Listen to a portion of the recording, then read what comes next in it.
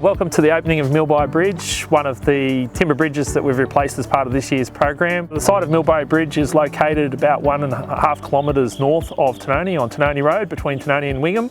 Caters for 1,100 vehicles per day, and of that 10% of those vehicles are heavy vehicles. So quite a lot of economic activity comes through this, as well as people commuting to and from work. So it's a fantastic moment. We're about to open up the Tinonee Bridge to the first traffic, and here they come.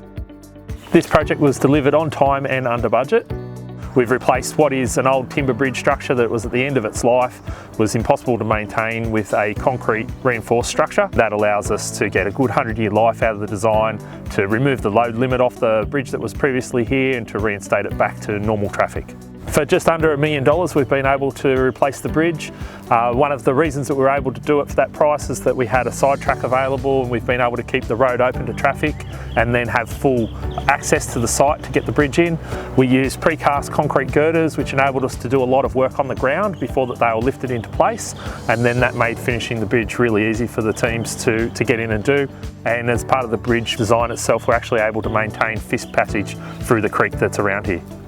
So this project is one of about 15 bridges that we're doing over the next year or a bit, and it's all part of our various funding programs, either under the $100 million Roads Infrastructure Program.